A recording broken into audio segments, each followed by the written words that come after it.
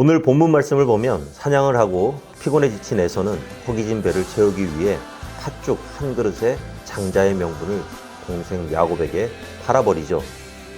순간적인 육체의 만족을 위해서 자기가 가진 너무나도 귀한 걸 소위 도매금으로 넘겨버린 건데요. 고대 근동지방에서 장자의 명분은 가정을 통솔할 수 있는 권리, 아버지의 유산을 받을 때 2배의 재산을 받을 수 있는 권리, 그 외에도 너무나도 막강한 권리죠.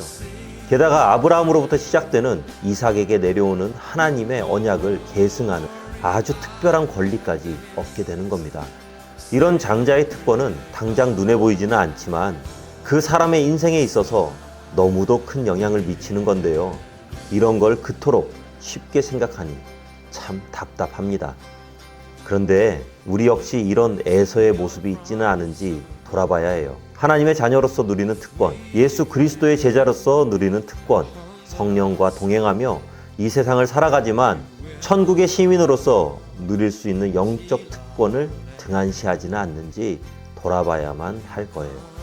그리고 이런 에서와는 달리 장자의 명분을 귀하게 여기면서 그것을 얻기 위해 사모했던 야곱에 대해서 높이 평가하기도 합니다. 하지만 사실 상대방의 약점을 이용해서 자기 이익을 취하는 이런 얍삽한 모습, 절대 정당화될 수 없고 비난받을 만한 행동입니다. 물론 앞선 23절을 보면 야곱은 하나님으로부터 장자의 권리를 받기로 예정된 상태였어요.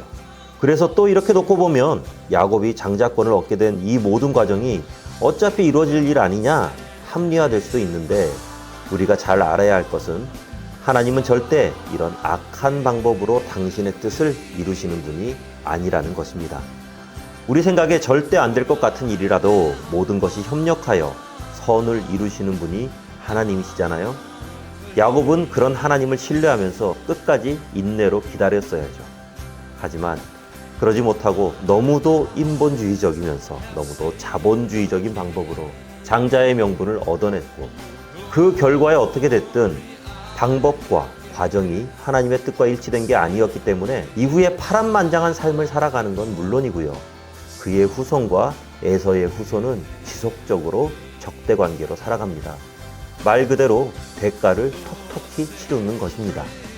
만일 우리가 보지 못하는 것을 바라면 참음으로 기다리라 라는 로마서 말씀이 있는 것처럼, 우리가 무슨 일을 하든지 하나님의 섭리 가운데 살아가는 크리스천이라면 하나님의 때를 기다리는 것과 하나님의 방법으로 하는 게 얼마나 중요한 일인지는 두말하면 잔소리죠.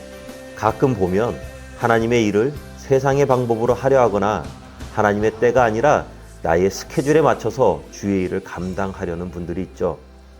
그 동기와 결과가 어떨지는 모르지만 그 과정과 방법과 시기가 하나님의 섭리 가운데 있지 않는다면 힘든 시간을 지내야 하는 건 불보듯 뻔합니다.